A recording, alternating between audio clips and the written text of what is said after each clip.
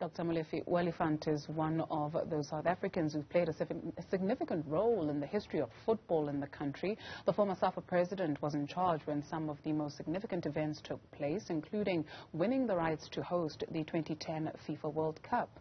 He spoke to Newzroom Afrika's Benjamin Leshoro this week and reflected on the past, the present, and took a look at the future in terms of what it holds for football in South Africa. With that, we say thank you very much for making us a news channel of choice. Hugo Ribatika will then join you at the top of 12 p.m. Have yourselves a magic day further.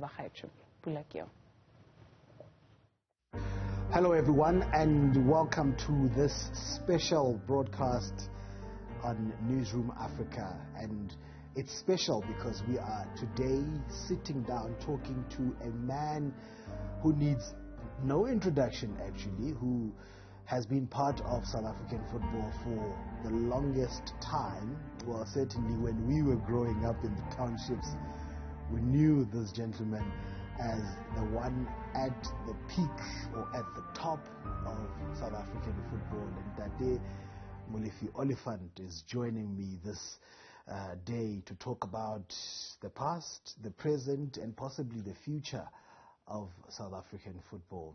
Thank you so much, Ndate Oliphant, for talking to us on Newzroom Afrika today, and welcome. Thank you very much for the invitation, and thank you very much for having me. All right, I'm going to start from the beginning, because this interview actually is very special to me in particular, because you and I have a particular connection from where we come from. Many may know that I'm a Free State boy. I am from Kronstadt in the Free State. It just so happens that Ndate Oliphant also has a connection there. Tell us about your roots and where you come from. I come from Kronstadt, Malking, to be specific. I was born there many years ago, the old location. I attended crash there, lower primary school, higher primary school, and also the high school, Budibeng High School to be specific. That's where I was born, that's where I grew up, that's where I started playing football.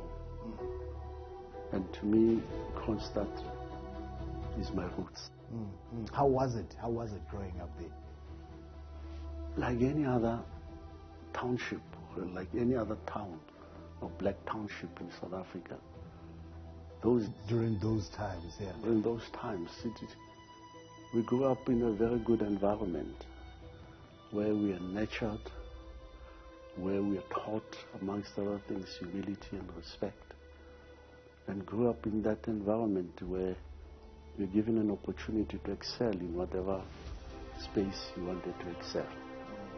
You managed to overcome the difficulties of the day, the difficulties of the time that you lived in as a young black man in a township in South Africa in those days. You played football. I hear you were a goalkeeper.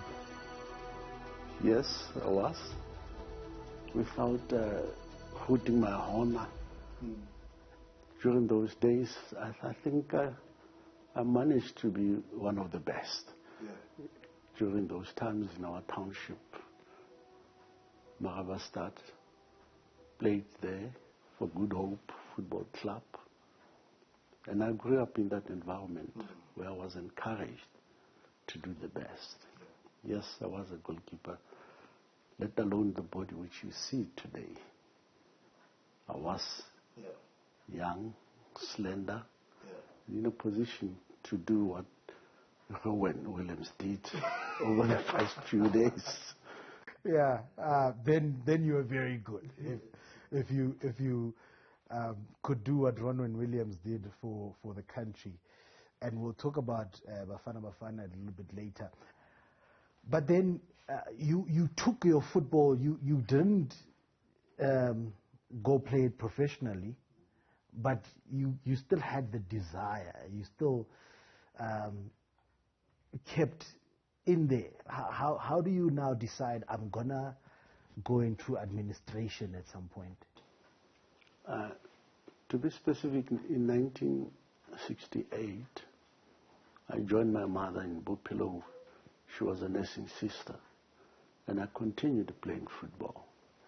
And after playing football, I became the secretary of the local football association, that is the Bophelo Oliphant Football Association. That is where I started with the administration of football. The local football association, during the meetings of the then Transvaal Football Association, as a delegate. And in 1985, when there was a split in football, remember we had the South African National Football Association. Now, one would say I came up through the ranks. I came through the ranks from the secretary of the Bophelo Oliphant Football Association to the treasurer of the Transvaal then Soccer Association and the Soccer Association of South Africa. Became the treasurer. That is, in a nutshell, how I rose through the ranks of football in the country. And now, at the dawn of democracy as well in South Africa, there was also now the South African Football Association. And I think I stand to be corrected, but Ndate Sticks Morewa was president of the association from the early to mid 90s. Okay, let me put things into perspective. When the Soccer Association of South Africa was established, our president was the late Mr. Sol Musibi from Bloemfontein. He was a school inspector. And the late Solomon Sticks Morewa was the secretary. And I was the treasurer. That is 1985 to 1989. Now, there were these four governing bodies of football in the country. And then immediately, during that time, that in 1989, then Soccer Association of South Africa, of which the late Solomon Sticks Morewa was the secretary, initiated what we called the unity talks in football. And between 1989 to 1991, there was that process of unifying football in the country. And towards the end of 1991, these four bodies, but let me say three because SANFA walked out of the unity talks, came together and established what we today call the South African Football Association. And when it was established in 1991, the late Mr. George became the interim president of SAFA for 1 year. And then in 1992, then Professor Lesole Khadinabukau was elected as the first president of the South African Football Association. That is the chronology of events. So Ndate Solomon Sticks Morewa then took over, and then you took over when? I took over in January 1997. That was after the Pickard Commission, which unfortunately led to the resignation of the late Solomon Sticks Morewa. And in January of that year, the Executive Committee of SAFA appointed me as an interim president of the Football Association. And the same year, the elections were held in September of this same year to democratically elect me into the position of the president of South African Football Association. And It's very interesting to me then that you oversaw then South Africa's first World Cup appearance. That was in France in 1998. I was very young at the time, but I was already interested in football, thankfully, and I knew who was who. I'm not trying to brag, but I could name the starting lineup in those days already for the coaching team that became headed by Philippe Trouzier. This was following the resignation of the late Clive Barker. Can you give us the events that led to Clive Barker's leaving of his post as the national team coach? After winning the Africa Cup of Nations in 1996, there was what they call the Intercontinental Tournament organized by FIFA, taking all the continental winners to participate in that tournament in Saudi Arabia, in Riyadh to be specific. So sort of like the Confederations Cup? Precisely, yes. Unfortunately, the team did not perform well.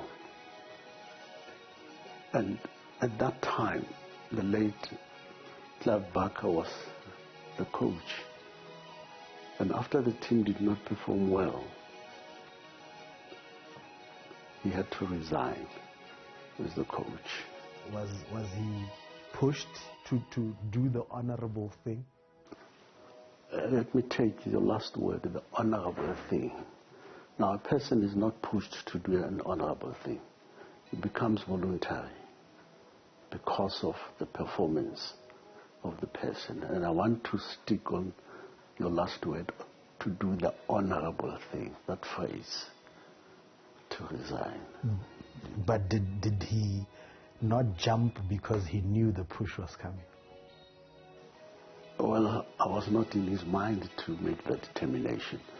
But suffice to say that because of the performance of the team, he had no option but to resign. So you didn't try and convince him otherwise?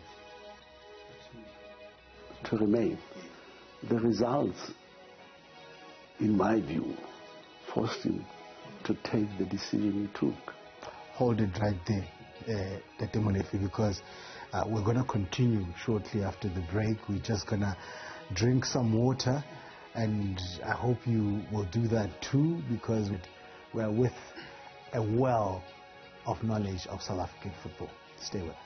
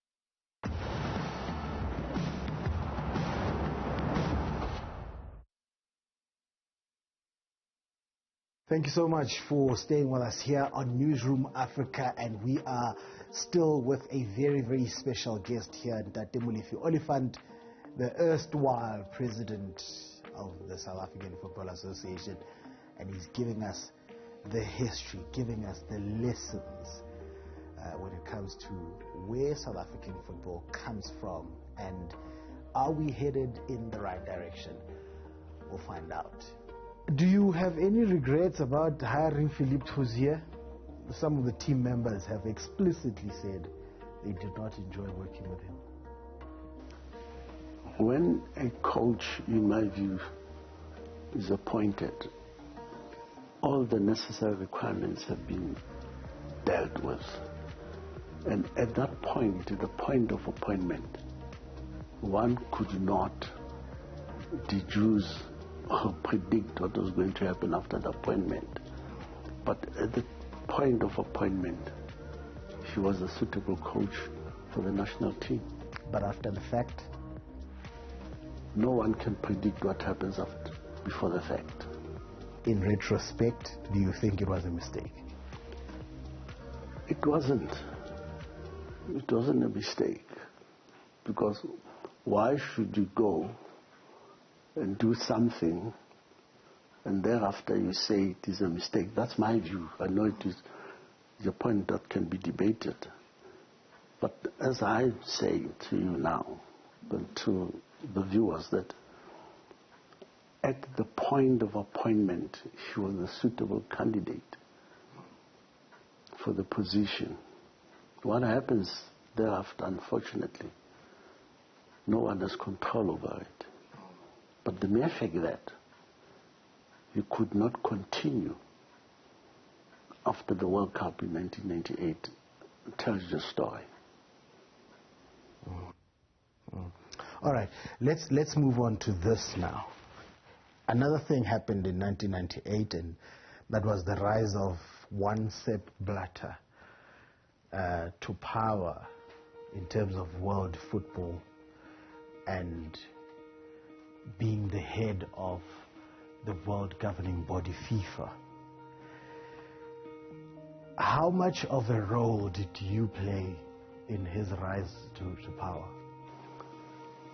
As a rising and dominant football association on the continent, we did play a role. And we convinced our counterparts in COSAFA to vote for Mr. Sepp Blatter to become the president of FIFA. And I remember fully well that we even invited our colleagues in COSAFA to come to Johannesburg so that we could talk to them, and invited Mr. Blatter to come and address them. Was this at the request of Mr. Blatter? Yes and no.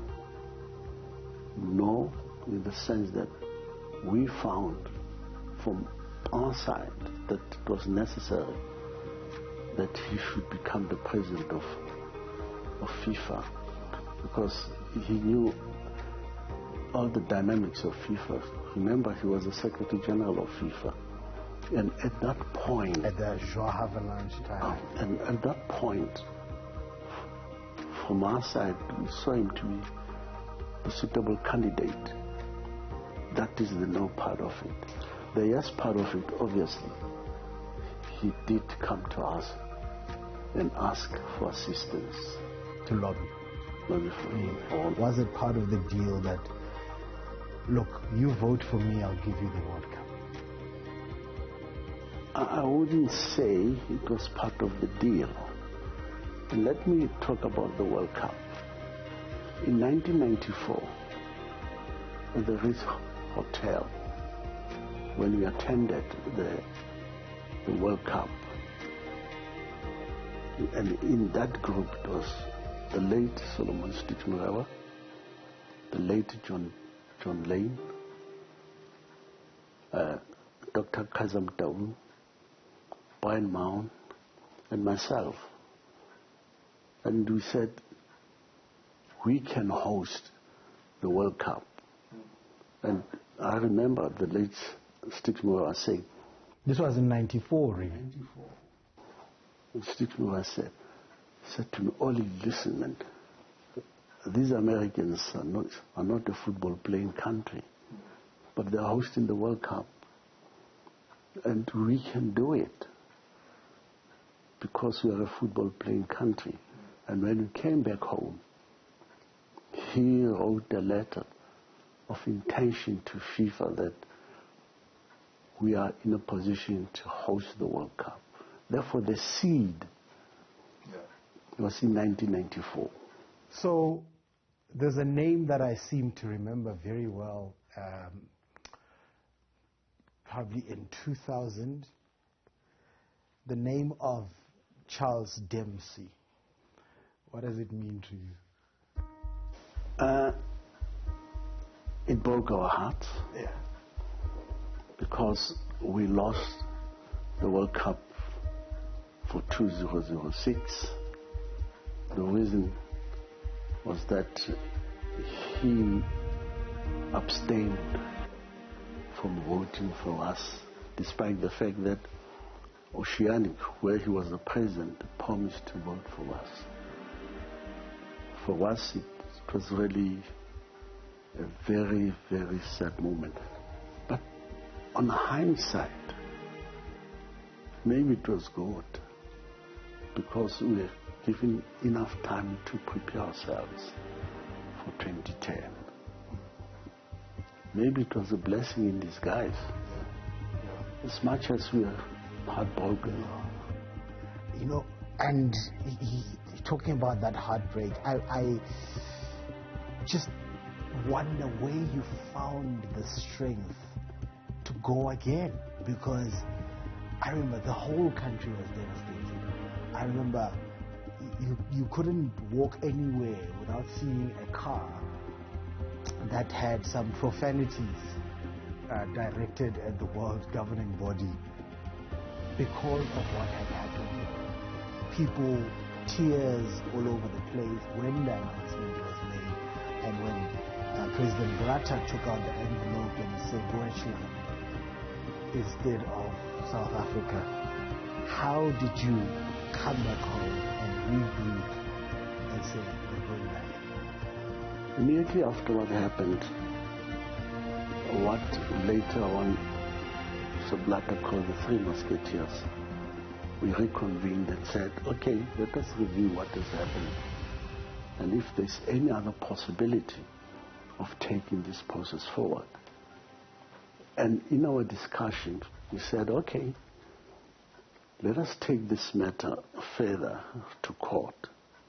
And I must indicate here now that attempts were made to talk to us that, look, we don't have to take this matter to court. So going to court, sorry, the Oliphant, going to court was to say, look, we've been hard done by. This was supposed, so you wanted to argue that the 2006 World Cup should in fact, maybe the voting must take place again? Is that what? Not necessarily that. We felt that there was something untoward. Oh, yes. And we wanted that to be investigated.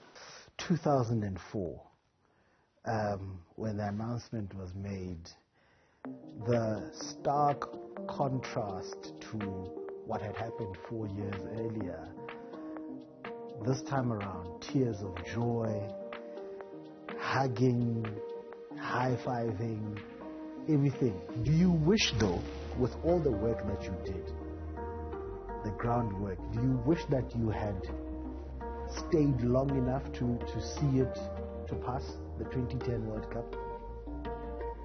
This is my personal conviction. As a football administrator at that time, having been part of the team that worked so hard to bring the World Cup to South Africa, personally I thought I've reached the peak of my contribution. That was the zenith. And after that, there was nothing more to achieve. And it was my conviction, and still my conviction today, that I had to stop there and not go beyond winning the World Cup for South Africa. The running of the association, the running by extension of South African football, is it where you had hoped that it's what now? 20 years since the World Cup was won by South Africa, the hosting rights. It's 20 years now since then. Are we where you had envisaged South African football would be? I don't think that is a fair question to me. And I wouldn't like to come up with a value judgment and begin to compare the term of office of Molefi Oliphant and any other person's term of office thereafter. No other two individuals are the same. And management style will be different. And therefore, it will be unfair on my part to begin to make that judgment.